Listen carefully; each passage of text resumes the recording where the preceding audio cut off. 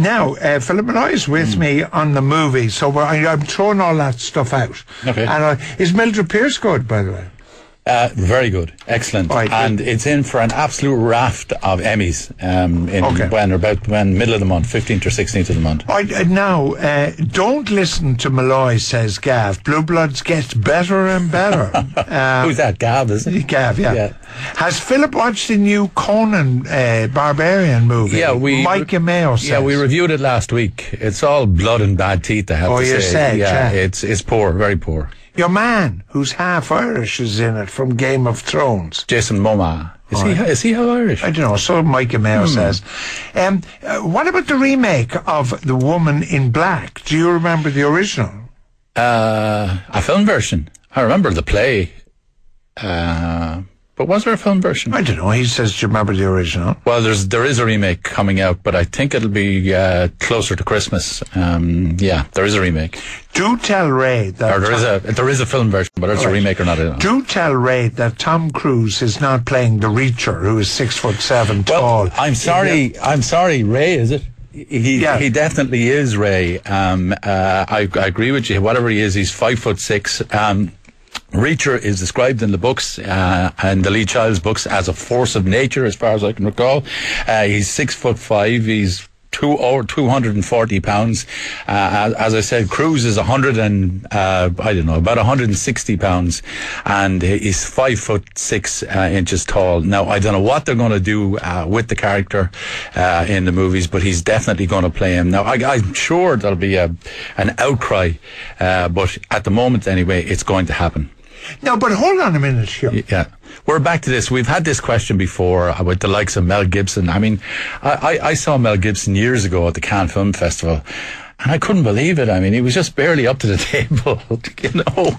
And here you'd be watching, you'd see movies of Mel Gibson, you know, beating the tar out of people, of guys that were over 6'4". All right, but the opposite. When they made the film when David Lean made the film of Lawrence, Lawrence of Arabia, he was a very tall man, and he played the part of Lawrence, who was a very short man. Yeah. And I remember him being asked, I can remember the interview on the radio, being asked, you know, are you worried about the fact Joe's so tall and Lawrence was so small? But where would height come into it there? I mean, I'm talking about the practical use of height, of a person's stature, the practical use of a person's stature.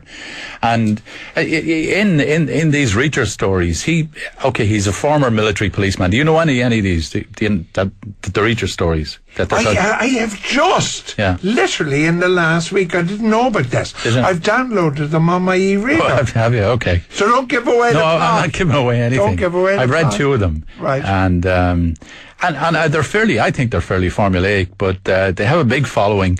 And Reacher is a very sort of interesting character. He's a great sort of action figure. But I just can't for the life of me see Tom Cruise playing him. I have news of Woman in Black. Yes. In 1989, it was adapted for television by ITV. Yeah. In December 1993, Radio 5 brought BBC. Yeah. Did it. BBC Radio 4 did it. Yeah. And then in September 2010, Hammer Films began a film adaptation. Is that the one we're talking? I don't think that happened, but there is a version with the young fella from Harry Potter in it, which is due out in the next few months. That's the only one that's available as far as I know. All right. Now, seemingly your man in Conan is half Hawaiian and half Irish. Oh. He could play number 7 for Declan Kidney. Well, he could. He could. It certainly sounds like he could use him. This is one I could nearly answer, but I'll give it to you. Do you know anything about Black Orpheus, says Liam McAllen in Cork, and is it on DVD? I'm sure it is, but Black Orpheus, that's Pressburger and Powell. Yeah. Actually, there's a gorgeous, and I have it at home on a compilation. There's a wonderful theme to it. Gorgeous beautiful team. But I don't have the DVD. Most of the Powell and Pressburger, the best of them, are available on. So I'd be surprised if you looked it up on Amazon or whatever, right, if you couldn't find it. Have you heard about the Big Lebowski Festival in the Comet Pub in Santry on Saturday week? White Russians, bowling, and a screening of the movie. That sounds a bit forced out to say it. Right. When is the second series of Game of Thrones coming out? Well, that's the question we had last week. They only started to film it on the 25th of July. I presume, once again, they're doing 10 episodes. They're filming in Ireland and I think on 2 other locations. But the suggestion at the time was that they would probably do it like they did the last time, which is show it around the April period. So it'll be next April. Okay. Have you seen this comic documentary on the preparation for the Olympics in London? 2012. No, I think it's on BBC. I haven't seen it. I saw it sort of come up on my thing, but I didn't do it with it. Now, you've done your Korean movies. Yeah. The Art of Getting By, is this something you've seen? I saw it earlier. It's a very confusing coming-of-age story by first-time director Gavin Wyson, and it's about a New York teenager who faces the prospect of losing more than his academic status if he doesn't graduate from high school. This character, George Zimenoy, he's played by Freddie Highmore. Freddie Highmore now, he's about 19, he's grown up, but people will remember him as the kid in Charlie and the Chocolate Factory. The little blonde The little guy. Yeah. All right. And I think he's an interesting actor, a very interesting sort of boy-man kind of face.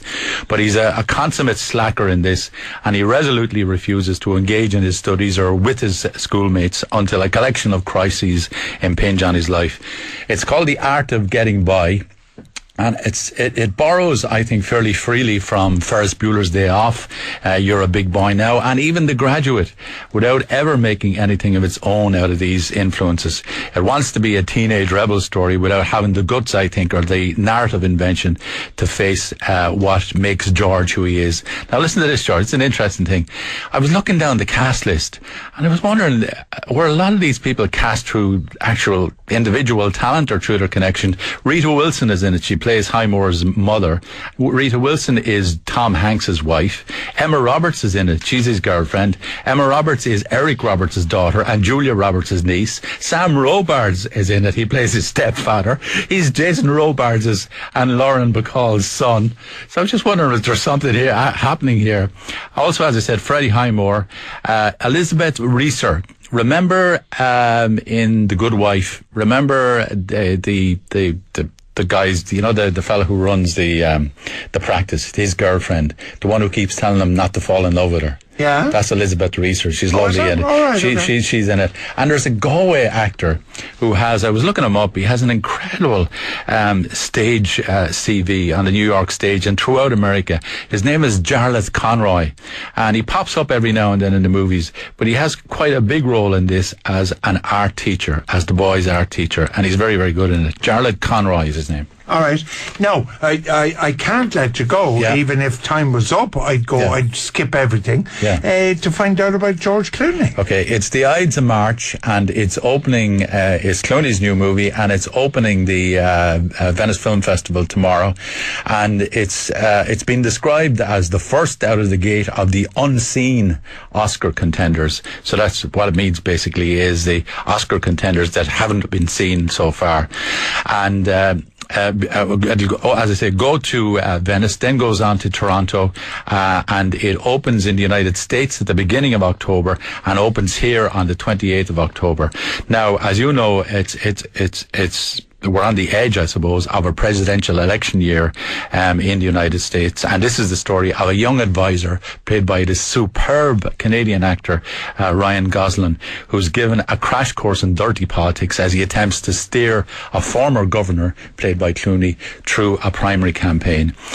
Movie is based on a stage play called Farragut North. Farragut North is a metro train station in Washington. It's based on a play, as I said, which was in turn based on the 2004 primary campaign of former Vermont Governor Howard Dean. Remember? Yeah, Howard because Dean? He imploded. He did. At Remember the Dean scream? Remember that? Yeah. Okay. As I said, Clooney is the producer, director and star, and a stellar cast includes Philip Seymour Hoffman, one of your favourites, Paul Giamatti, Marisa Tomei, Jeffrey Wright and Evan Rachel Wood. By the way, if you get Mildred Pierce, Evan Rachel Wood plays the daughter in it and she's superb. I'm really looking forward to this, I have to say. It opens here on 28th of October and it'll be very, very interesting because, as you know, Clooney is a well-known Hollywood liberal. And it'll be interesting to see how he treats this. Now, that'll be the week after the Rugby World Cup final. Right. So you can take me to it, to the press screening. I'll be mad keen. Yeah. Now, I'd love to get it for us. I'd love to get it for our listeners as well. So I'll try to do that. Yeah. Listen to me. I made a monumental error, which was picked up by Twitter Brendan Rankin. Yeah. Black Orpheus. I was talking about Powell and Pressburger. I was thinking, and he was right, of Black Narcissus. No, of course you were, yeah. So what's Black Orpheus? No, Black Narcissus is the one with the nuns. Yeah, what's Black Orpheus? Black Orpheus is a European movie directed by, who was it directed by? Anyway, it's a European film from, I think, the early 50s. Oh, and I was playing along with you there. So you say? Yeah, I don't know whether it's available or not, I have to say, but I'll look it up. All right, it's a 1959 film made in Brazil by French director Marcel Camus. There you go. All right, okay. So it's not European. No. A lot of it was filmed in Rio de Janeiro. There you go. All right, now, I really get excited when you start coming up with DVD releases. Yeah. There's a lot of stuff that I watch again. Okay, well, the new ones that are out, Water for Elephants, Depression Time melodrama about a veterinary student who joins a travelling circus after his parents are killed and falls in love with the wife of the owner. It's absolute tripe. It stars Robert Pattinson and Reese Witherspoon, and playing this comic book psycho husband is Christopher Waltz. Remember Christopher Waltz? In whatchamacallit. Yes, he won the Oscar for Inglourious Basterds. Yeah. Then I wish someone would give that lovely British actor Paul Bettany something worthwhile. He's wasted once again in Priest, which is an adaptation of a graphic novel set in a post-apocalyptic universe, the kind of universe you say you don't like, ruled over by the Catholic Church, believe it or not. And Bettany is a warrior priest who breaks his vows and goes in search of a vampire coven when his niece is kidnapped. Okay. The niece is played by Lily Collins, who is Phil Collins' daughter. Don't want to watch that. Okay, the other one then, the new releases is Fast 5. It's the fourth sequel in the Fast and Furious franchise.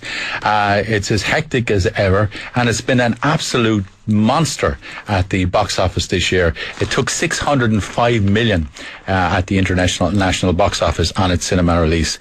Okay, on the Blu-ray side, we have Sergio Leone's magnificent epic western, Once Upon a Time in the West, with Charles Bronson, Henry Fonda, Claudia Cardinale and Jason Robards. Also out then are Brian De Palma's super violent Scarface, which has acquired a huge cult following since it was released in 1983. Now, is that the actor from The Godfather, Al Pacino? Yeah. Oh, yeah. And it's out in Blu-ray. It's out this week. I'd really like to get that. Friday. But don't forget, Sergio Leone's is fabulous. Absolutely, and it'll, you'll have it in the sort of letterbox format, and it should look great. Great music. Wonderful. Everything about it is great. Then Wolfgang, one that you'd be interested in, Wolfgang Petersen's World War II U-boat thriller Das Boot. Yeah. Special director's cut, available again on Blu-ray for the first time. Includes a commentary by the director and I haven't heard them, but I'm told 4 very informative documentaries. And as well as that, then there's John Singleton's LA Street Gangs movie, The Boys in the Hood, which is out on 20th anniversary. Can you answer these questions in 60 seconds? Yeah. Any news on Pamela Anderson movie in 3D? Someone is winding you up. All right, okay. The old film of Woman in Black is fab, real low budget, but super says Clodagh. The new Conan movie is brilliant, says Ed Finn, travel writer and ex-Presentation College Cork boy, so he must be right. I Went Down, great Irish movie with Brendan Gleeson, says Rob. Can we get it on DVD? I don't think it's available on DVD. It was out for a while, but I haven't seen it in ages. Was John Conroy the Undertaker in True Grit? He was excellent, first class, excellent. Yeah. None of these are my questions. Okay. Very quickly, is Mildred Pierce on again on Sky Atlantic or something? Well, what they do is they tend to show it again. I'd be surprised if it didn't come up again, but it's finished at the moment. It was in 5 parts. Yeah. All right. Well, I'm not going to cut it off. So more from Philip in just a minute. Okay. All right, Philip. We've got some old DVDs I might be interested in. There's a whole stack of westerns. The Tall T, Smoke Signal, Violent Men, Glenn Ford movie, and Jubal. But the one that's really interesting is The Tall T. Stars Randolph Scott and Richard Boone. It's from about 1957. All right. And it's a great small-scale classic western. You'll get all this detail in Philip's inimitable handwriting on the notes, which if you apply to the Right Hook Movies at newstalk.ie. You'll also use the same address if you want to try and get tickets for Chinatown next Wednesday. We'll be in Cork. You can always look at Philip on newstalk.ie on the TV channel.